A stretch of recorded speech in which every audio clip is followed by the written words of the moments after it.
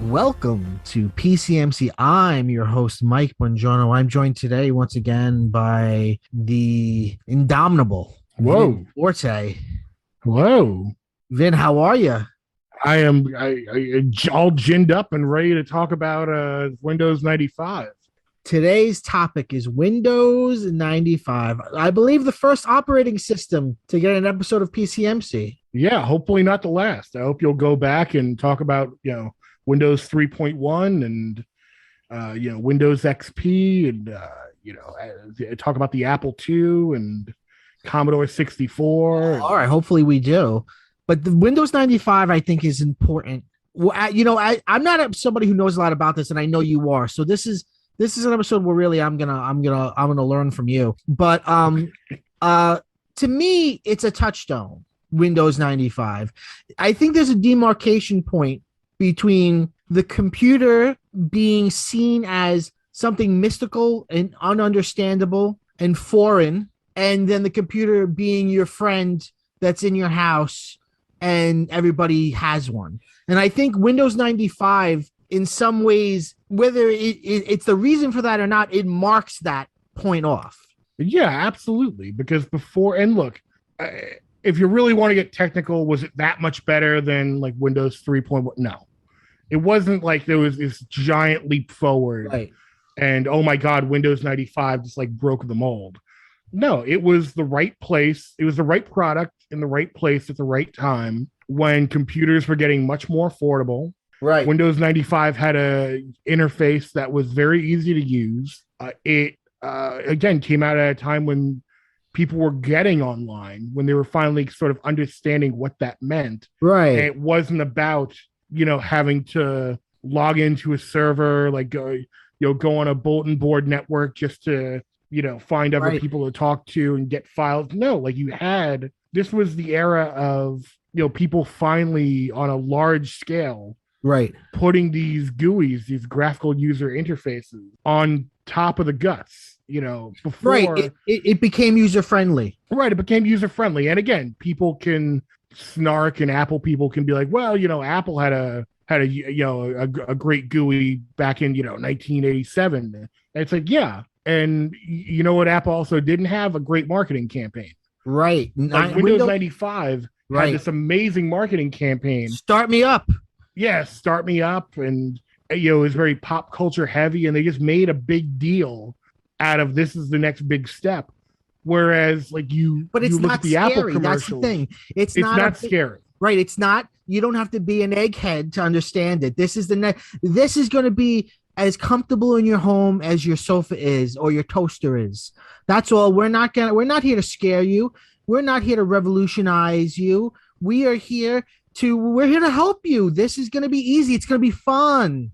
Yeah, and Apple commercials around that time were the exact opposite. Like it was really all in the marketing. Yeah, because the Apple commercials were very like all business, like, hey, I got to use this file. It's like, well, the latest Apple computer can use files just like Windows can. It's like, yeah, but where's the start me up? Where's the rock and roll music? Where's the the colors and the big pop culture aspect to it? And that's something that Windows really tapped into.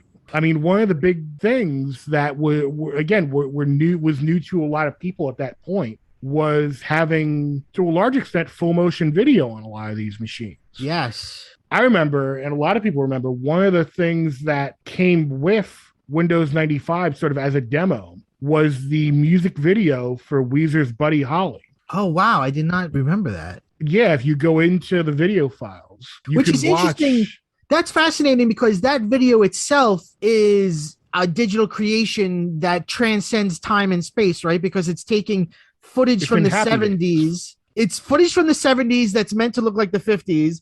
And then they're putting the 90s into the 70s into the 50s. Yeah, and it was just a hot video, and like Spike Jonze was seen as like very cutting edge at the Yeah. time. So it was like a really great video to put in there. And then the fact that again, it made things a lot more accessible because at that time, that was also the era of everywhere you went, you the free AOL discs. You could be in a movie Yes. theater. I remember like at the movie theater, there would be like a little cardboard Yeah. placard like up front, whether you're at the supermarket, wherever you were. I forget what the percentage was, but it was like a huge percentage for a while of all CD sales like in the world were just going to free trials of AOL. Wow. Well, that's another thing too, right? AOL and Windows 95 went together almost synonymously. And AOL again was like, "Hey, you've heard of this internet thing? Here's the easiest way possible for you to get into it. We're a really easy to use interface. We're a really easy to use browser, but we'll give you an email too. Super easy, nothing to be scared of." And it's funny how like you look back at America Online and you almost can't imagine paying for that today because you look at it and you're like, well, I'm already paying for internet. But it was just a different way of doing things back then. Right. Like most people had a browser, but right. You didn't have like America Online was the service. Right. And it had that graphical user interface on top of it where it wasn't just, okay, here's a browser, now go nuts, putting in websites and figuring it out on your own. Right. No, like you would log into AOL and there would be different like tabs and different areas that you can go to where it's like, oh, you want news? Like, okay, go to the AOL's like news section and it'll have like links. Want to chat? You've heard about these chat news. Rooms? Have you heard about Town these? Hall? Paul, have you heard about these chat rooms? Yeah, chat room. I remember downloading so many shareware games. Yeah. From the AOL like game section. Yeah. And just playing like flash games on Nickelodeon's website and Cartoon Network's website. Remember when the internet was like, I'm gonna look up websites for things that I think are cool? Remember going to whitehouse.com? No, I don't. That was a big thing. That was a big thing in grade school where whenever you'd have to do like a political thing for homework, you'd be like, oh, go to whitehouse.com. And then you go to it and it's just pornography. Is that where it was? Yeah. That's fun. That's fun for the whole family. Yeah, like well, those were the days when people would catch and sit on really good dresses and then sell them. Oh yeah, like I think there's a whole story behind. I mean, I'm sure there's a whole story behind a bunch of them, but like I think pizza.com was a big one. Where pizza.com changed hands so many times. And I think now it's owned by I think either like Domino's or Pizza Hut. It's owned by one of them. Is it like eventually it ended Papa up in a John logical place. But yeah, something like that. Wow. You know what? Let me check right now. Let me go pizza.com and see what major chain it's find the pizza you're looking for, delivery, local pizzerias and recipes. It just says pizza.com, everyone loves pizza. And it says find the pizza you're looking for, order pizza, find pizza, get delivery. Seems like deals. nothing. It seems like nothing, but I would not be shocked if someone owns it and like if like a big company does own it and they're just kind of squatting on it. Like they've just got something generic Vin, on it and they're just kind of squatting. So the campaign was called Start Me Up because obviously you start up a computer and they used a really popular pop song, Start Me Up by the Rolling Stones. But also this system had a start menu, which again, it wasn't new, but it was just easier to... much easier than what Mac had. Yeah. That's the thing. What made Windows 95 was like the baby steps that Mac felt too good to take. And that's why it worked. You know what I mean? Like here's baby steps for you, America. And America was like, thank you. Pretty much. Like, I mean, you don't think about it now, but like, there was I guess the the menu on top of Apple, but it works in a different way. Like the Windows 95 had literally the start button. It literally indicates to you this is where you begin. Yeah, if you had to open multiple programs, there are the tabs that you could just click on. Right. It was just so intuitive. It And made it intuitive, like your grandpa could use it. Like it wasn't complicated. I would argue that computers have in some ways gotten simpler and in other ways have gotten back to being a little more complicated because I think we're more media literate. Used to. Well, we are more literate. We're way more media literate than we once were. Exactly. So I think it's actually harder. I think there's something going on right now where I think if you're an older person just getting into the internet in 1996, you could probably finagle your way around figuring out what to do with Windows 95. Yeah. But if you're an old person now and for some reason the past 25 years of history have just passed you by, and you're someone who, look, there are people out there who just never got a computer. Yeah. And they were like 50 years old then, and now they're 70 years old now. They probably are. It's kind of like you missed the boat. Like if you're 70 years old just getting into computers, it's almost like now is not the place. Right. But if you did get into it, then you're the old person now who's constantly on their phone. Right. Because it's that same interface. Like the Windows OS follows in a long line of like first person perspective that you see in Western art, from like Renaissance paintings that have like that geometry where it makes it look like the painting is you looking out a window. Yeah. This idea of Windows, like literally like, here's all the things that other operating systems can do, but we are going to visually make it make a lot of sense for you. And it really does, like you could follow it like a linear. Like here's the start tab. Okay, I click the start tab. Yeah. Now I want to go into a program. So now I'm going to scroll over the program tab, and that's going to open up a whole other menu where, okay, I'm going to look for the program. Well, what kind of program do I want?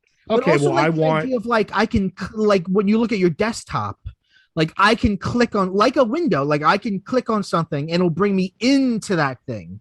Right. It became this visual, and again, this is what we see on our phones with apps. It's this idea of like, you look at like a smartphone, the background is just sort of, it's this nebulous void where your apps float, where they live. Yeah. Like that visual representation, it goes all the way back to the Renaissance, and then like it continues in like novels and film language. And I think, like you think about things like DOS, that's like text-based. That's not intuitive, right? You don't have a whole history of Western visual culture that is teaching you how to think. That's where the gap is, because you've got pre-graphical user interface and post, because if you go back to like the Commodore 64, which was the big American computer in the 80s, that relied on BASIC, which is basically essentially DOS, for our purposes, essentially DOS, where you go in and you make a command and then it executes that command. And you basically needed this gigantic instruction booklet to show you, like, okay, well if I want to get into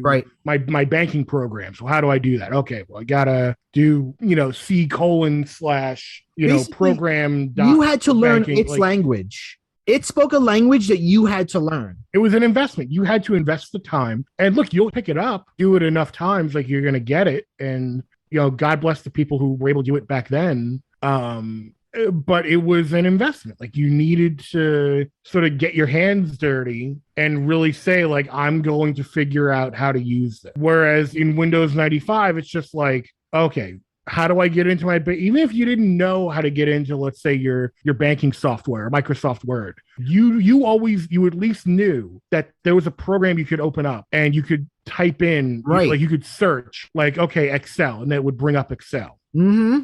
You're right. It wasn't this big mystery anymore. Right. Also with where like, do I Excel on here? I don't know. Maybe let me click on, let me type it in and see. Right. Also with Windows 95, you have like plug and play, which again, instead of you having to go and download drivers for various things on your system, like you plug it in and it's going to download the driver for you. It's going to recognize what you put into it. Right. And not that like there weren't add-ons and driver, like all of computers this are stuff always existed. You know what I mean? Like Windows 95, as you said, Windows 95 was not this insane out of the blue sky, oh my God, revolutionary. All of this no, stuff it just it made it mass produced. It put it all together in a package that people could understand. Like you have to remember now, even today, buying a computer is radically different because now, first off, I would say there's a whole generation of people out there who might not ever from now on through their entire life, depending on what their job is or what they want to do recreation wise, buy a desktop. They may only buy a laptop. Yeah. Oh yeah. But certainly back in the mid to late 90s, if you wanted a computer, first of all, your desktop was kind of your only option, right? And you would go to a Best Buy or a Compaq or Circuit City, and you would basically or the Wiz and you would basically order your like a customized computer. Most would be like around the same, like most people were getting the same thing, right? But you would basically go and it would be like a car almost. Like they would try and sell you like, okay, well, do you want this graphics package? Do you want this on your computer? Or what became more common after Windows 95 was, and especially like into the later 90s, was again, like as computers became more mass produced, it was just, here's the computers that we have on offer. Here's what they do. Which one do you want? This one's, $700. This one's $900. Right. Like what features are you looking for? Okay, this one has this one doesn't. And you kind of just like pick and choose what computer you want. Wow. And as opposed to now, where it's basically like just pick it off the shelf. You know what I mean? I mean, yeah, it's not a huge decision anymore. It's like, okay, like now, honestly, if I were to buy a computer tomorrow, if I had to get a new laptop tomorrow, I would walk in, I would go, okay, this is Windows 10. Okay, what are the specs? And they'll probably tell me something that sounds better or comparable to what I had. And then I'll probably go, okay, what's the price? Price is right. I like it. Yeah, give it to me. I'll take it. Right. It's become such an easy thing. It really is this demarcation point.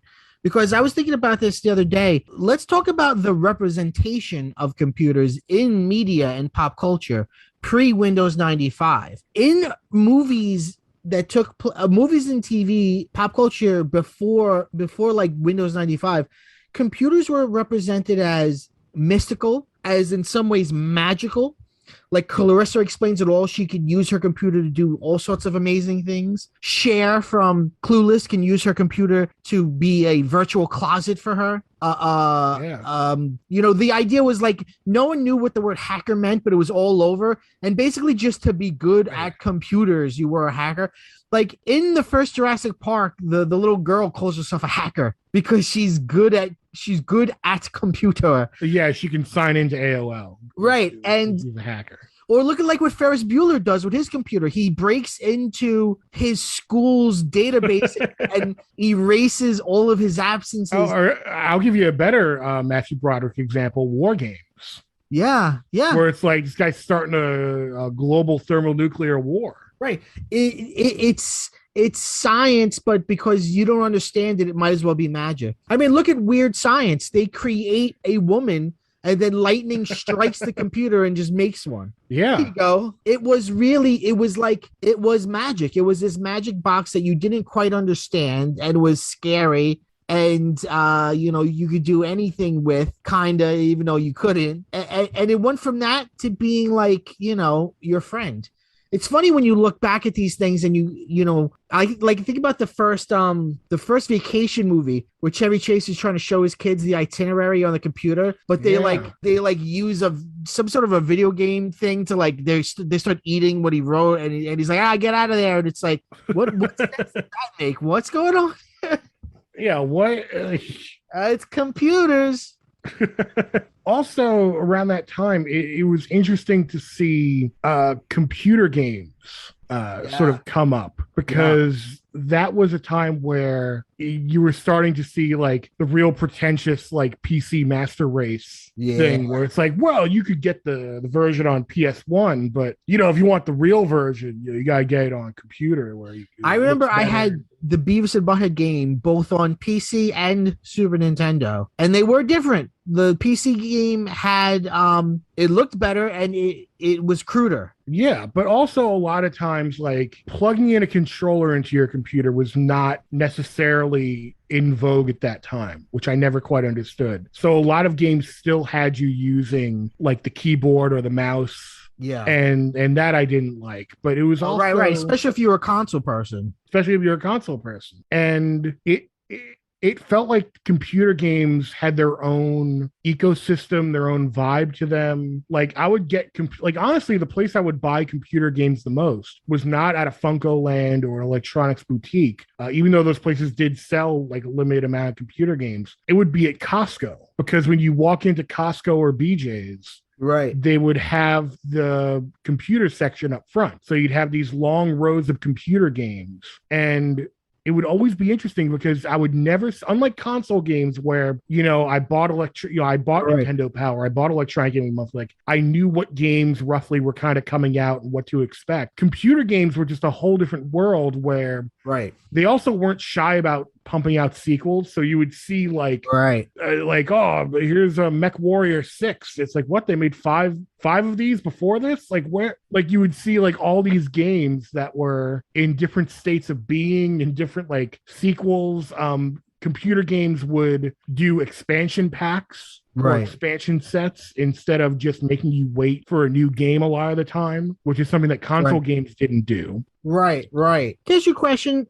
What is Intel? Do you remember Intel? What did that mean? What was that? I think Intel was just the company that made the computer chip. Because I feel like that was another marketing term that got thrown around a lot. Intel inside. Intel makes like memory and storage. But they would put a sticker on the PC that said Intel inside, like, ooh, there's an Intel in there. Ooh. Well, no, Intel was the brand. So it would be like, this computer uses Intel technology. Oh, I see.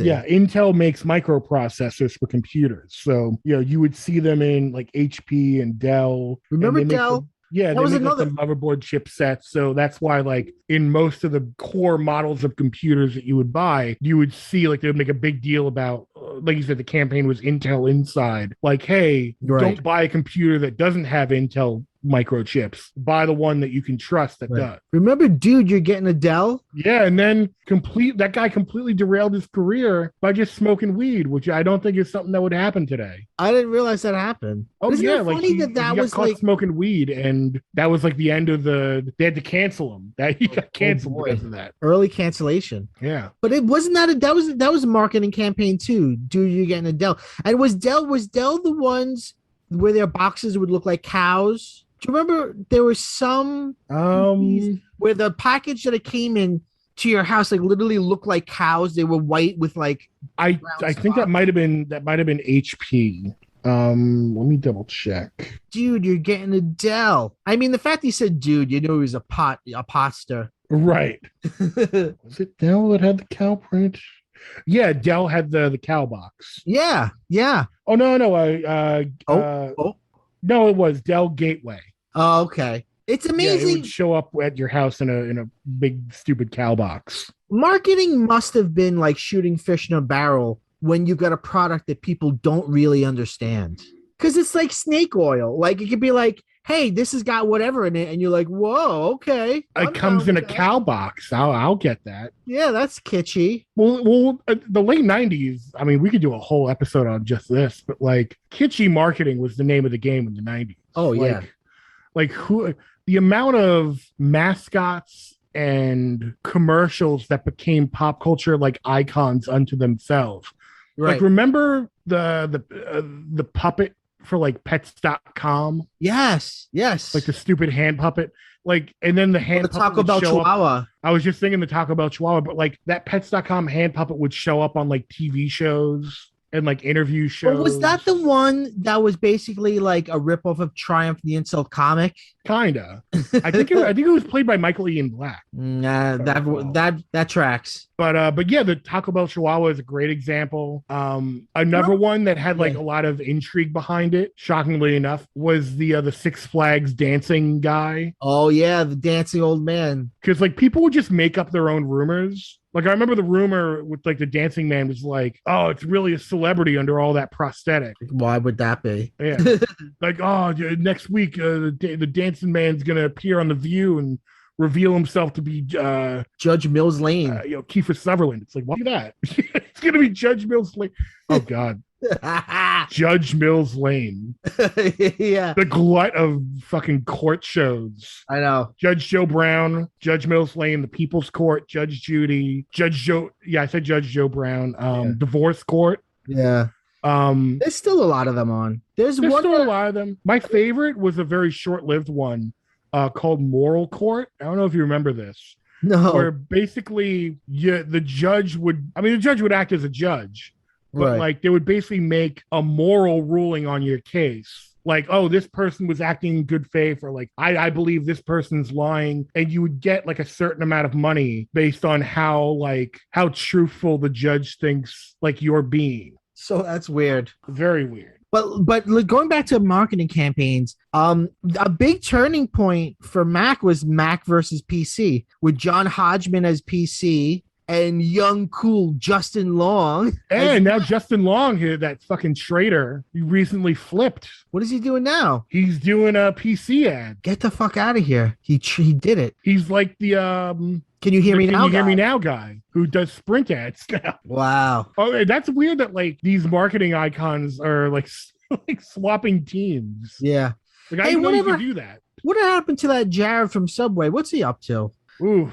Haven't seen him in a spell. You know Huh. what? I don't know. I don't know what happened to him. Maybe Google that one. I'm not gonna. But no, but seriously, thinking about, because I am very interested in not just the computing itself as a medium, but how we as a culture and how pop culture views these things. The PC versus Mac ads were really popular, and it was a big change. Where it was like PCs for nerds. PC's an old man in a suit. Mac is a cool young dude. Like it couldn't be. Those ads could not be more like advertising marketing 101. Personify the product that is yours as cool and young, and personify the competitor as old and shitty. Yeah, and it I think it worked for a little while, but the thing that Apple has never really been able to, like, the hurdle they've never really been able to get over is when it comes to their computers, they'll have these little like moments or blips on the radar where they'll get a section of something where, like, in the mid to late 2000s, I would say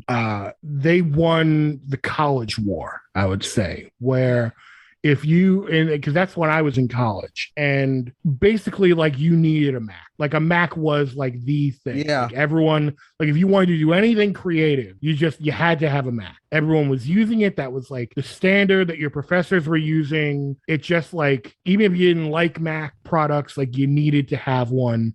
It just was the thing.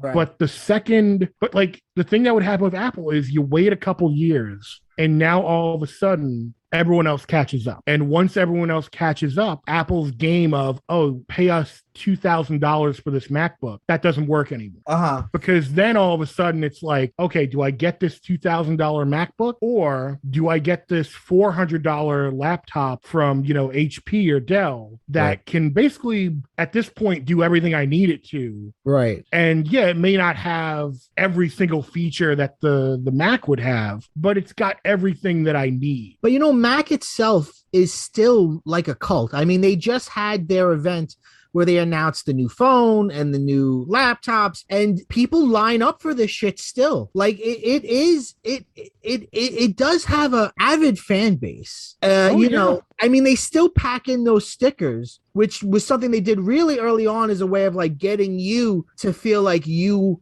you were like literally part of the brand. Like, here's a sticker, go share the sticker, go put the sticker somewhere so people know that you're with us. It's people love it. I mean, like, I remember I was once friends with somebody who worked at the Genius bar, and they were a quote unquote genius, and I had never met somebody who was more into their job. Like, it's right. Like the way people at Disney are into their job, like they're totally brainwashed into it. Yeah. Like, Apple people are like, I'm so glad that I work for this company. It's the greatest thing in the world, and it's wild. Yeah, and there's always this air of like, oh well, yeah, I guess you could get a PC if you wanted to. It's right. like don't talk down to me. Like, what do you think that's gonna make me want to buy your product now? Like, right. And in some ways, what Mac products do now is what Windows 95 did well, which is they're super easy. They're just open. I mean, look at like these phones. You open it up, you press on, and there you go. It'll do everything for you. Don't worry about it. You don't got to think. It's super intuitive. Don't worry. Hey, it's broken and you don't know how to fix it. It's making a weird noise. Don't worry. Just bring it right back to us. Don't even worry about it. We're right here. We'll take care of it right for you. That's one of the good things that they've done is they are pretty good at customer service. Like, you can bring them, right. You can almost like destroy your iPhone with a sledgehammer. Right. And you could find some Apple store somewhere that'll just be like, well, we want to keep you, so we're going to like give you this new one. Right, exactly. Because they know because they're smart enough to know we've got you. Like, right. If we can give you good customer service, you'll keep coming back, and we've got you for the next 20 years. Right. All right, so let's go back in time to 1995. With Windows 95 comes a new huge celebrity, Mr. Bill Gates. And I remember as a little kid, Bill Gates became the cliche of the richest man ever. Like, yeah. Where you used to have said like, oh, what are you, who are you? Like the fucking, I can't even think of an earlier example of like, who you, Scrooge McDuck? Not like it's Bill Gates. Like, who you, Bill Gates? Well, because before that, the idea was like your Rockefellers, your oil tycoons. And he was just a guy in like khakis. He didn't seem that scary, Bill Gates. No, but now he wants to microchip your vaccine. So, well, of course. Well, I mean, I got a vaccine and I everything's sticking to me. I mean, I'm like Magneto over here. My car key, I never lose my car keys anymore, but I got forks. Yeah. Forks sticking to me. It's like, it's insane. Listen, don't come to my restaurant because we're not the vaccine police. Oh my God. Let's not even get into that. Hey, do you remember the Windows 95 video guide hosted by Matthew Perry and Jennifer Aniston? Boy, do I. Boy, is that a time capsule, huh?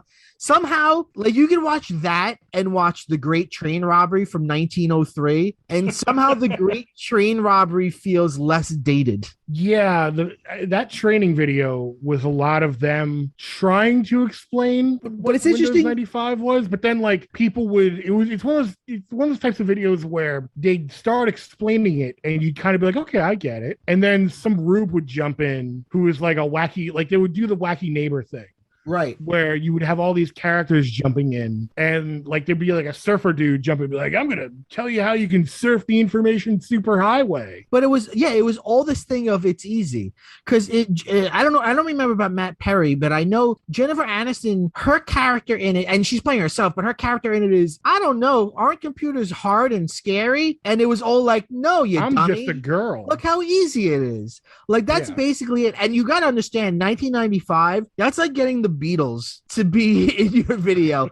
I mean, Matthew I know Perry, you got Leprechauns, Jennifer Aniston, right? And oh fuck, I can't even think of a pre-Friends Matthew Perry show. But yeah, I mean, that was, how come they didn't bring that up on that Friends reunion? Can we sidebar for a second? Please. I don't know anywhere else where I'm going to be able to bring this up. Yes. I listen, I don't watch Friends. I've never been a Friends fan. You never watched it? No. I watched it when we were watching it. I don't watch it anymore. Okay, but when HBO sold people on this reunion, yeah, is it just me, or did all the commercials and all the talk frame it as this is going to be a reunion episode? Oh yeah, it was super vague. They were super vague about it. They showed clips of them like in the old apartment, right? And it was like, this is a reunion special, and they called it a reunion episode, right? And then the one where they have a reunion or whatever. Oh, right. And then when it finally came out, it's like, oh, this is like a roundtable retrospective It was a lot of things with James besides the thing you Corden. wanted it to be. Right. And it's like, right. It's like, what? It's like, I feel like everyone got bamboozled. Yeah, yeah. There's a lot to. Yeah, James Corden, of course, makes everything 25% worse. Yeah.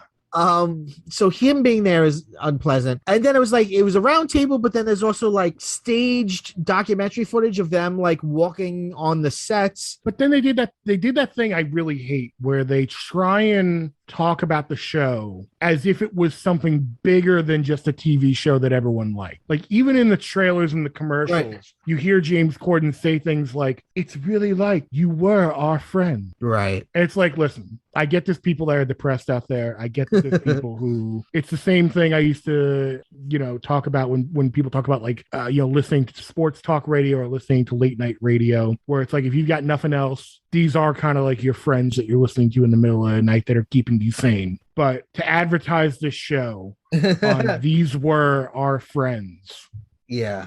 you got to dial it back a little. Yeah. Yeah. I mean, it was super popular.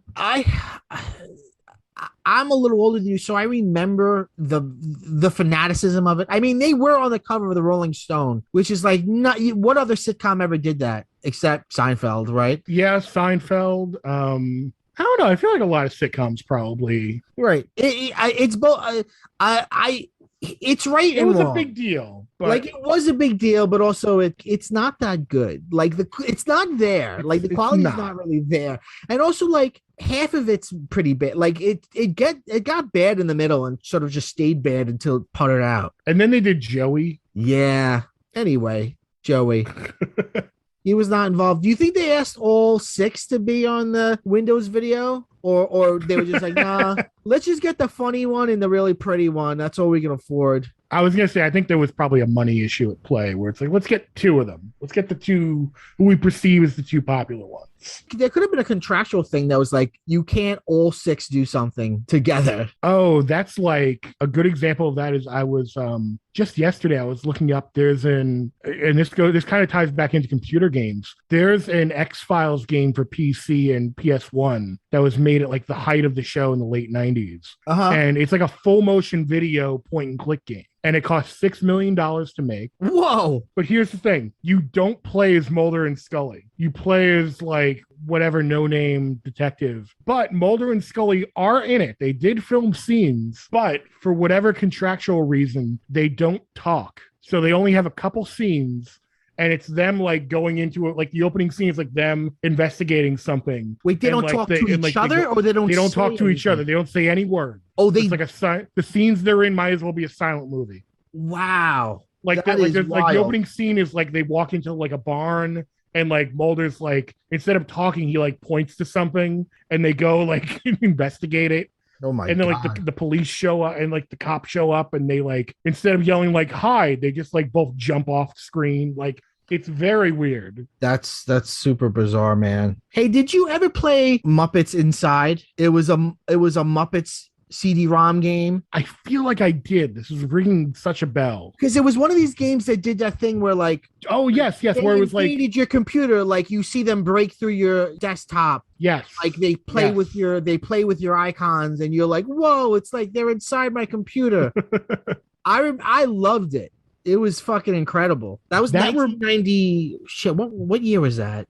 Probably like the late 90s. That was probably when they had that not Muppet show on ABC. 1996. Okay. It was called The Muppet CD-ROM Muppets Inside, produced by Starwave in 1996. Okay. That's like remember that reminds me of The mid 90s, man. chain mail Yes.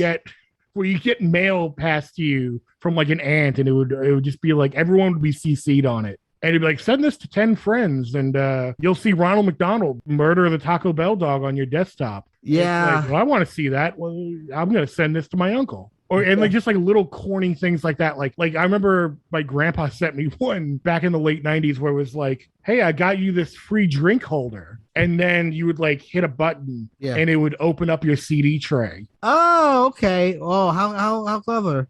Yeah. But like the No, we don't. 90s were full of little things like that where it's like if I worked in an office in the 90s, you'd probably just hear people all the time like, "Oh, did you get the email that Sasha sent about, the quiz to like it would be all like proto BuzzFeed quizzes." Right, right. Well, it's funny. We can easily look back and go, "Oh, we're so much more sophisticated now. We have so much better.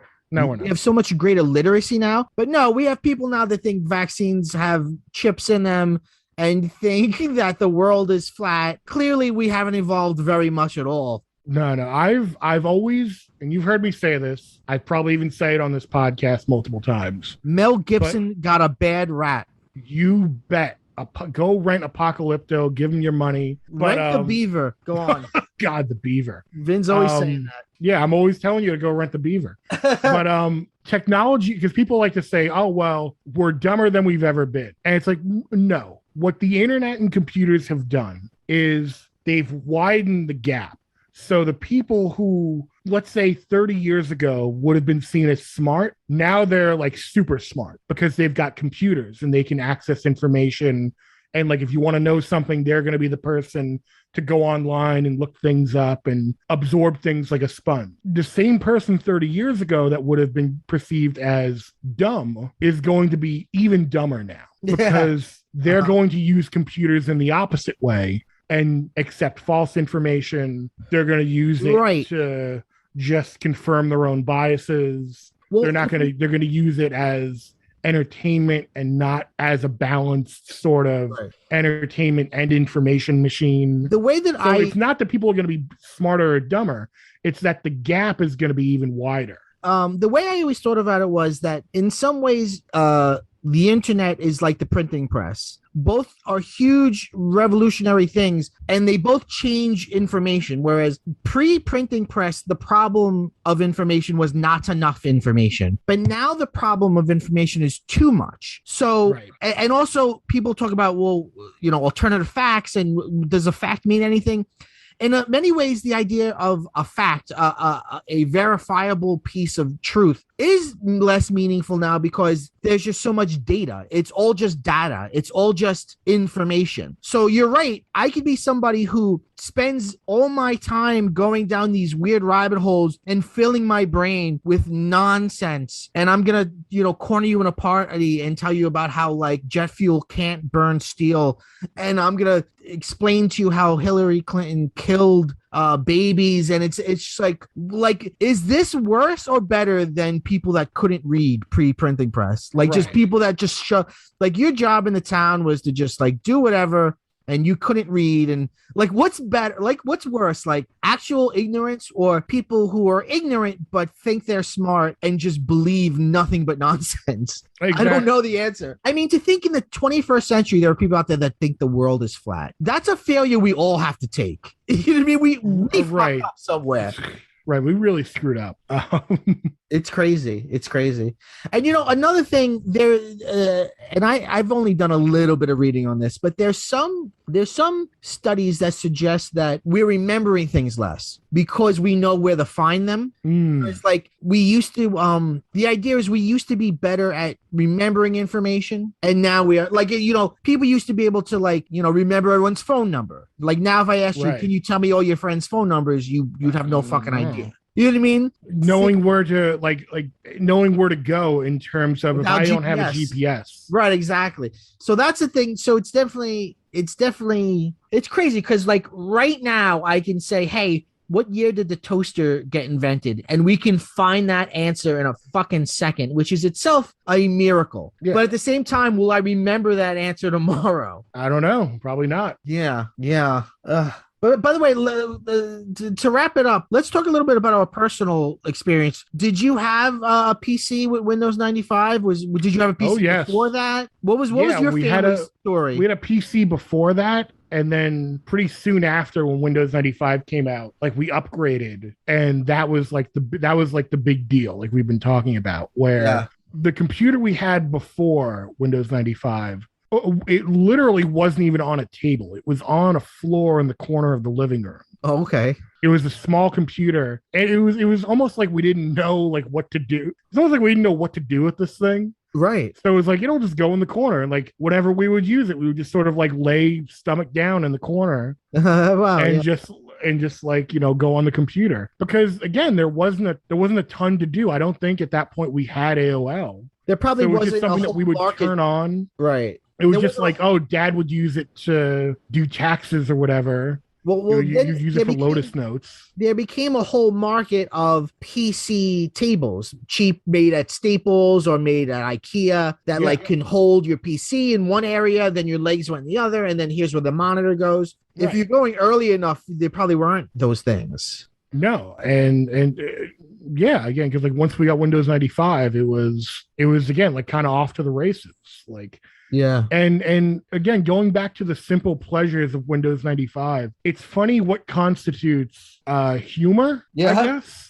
Where a lot of the cool things that would get passed around were just like sound clips, like 3 to 5 second, Yeah. like, do I make you horny, baby? Like Austin Powers clip, God, or yeah. like a really small, fuzzy QuickTime video of like a David Letterman top 10 list. Wow.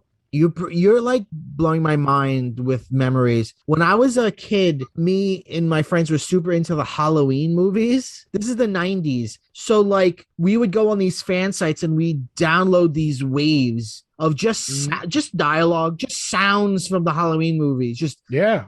And that was fun. Look, I got all these sounds. Look at all the sounds I got. This is from the movie. Yeah, that's something that a lot of people don't talk about, where like there was a time where, yeah, like I remember like a friend was over and we spent like an hour just sitting in front of the computer playing sound clips from movie, like Arnold Schwarzenegger sound clips. Yeah. From like Kindergarten Cop. Oh yeah. Like, it's not a tumor. It's like, ha ha ha ha. Hilarious. And it's like, that would be, yeah, like hilarious. Or again, like a flash video, or like a 1 minute really blurry tiny clip from South Park, which was right, brand new at the time. right. And let's not even talk about porn. That was Forget it. Like you made a half hour for an image, not even a video. Forget video. and you'd be like, I could see boobs. I can't see her bottom half, but I and maybe people had other experiences, but the porn I would find on like Windows, on like that era of website, like GeoCity accounts or whatever. Yeah. It wasn't like today where, what's even the best way to, it was still very much like pictures of like 70s and 80s style porn. Right. Because it probably was. Sense. It probably was just scans of that stuff. Yeah, where it's like old timey film stock of like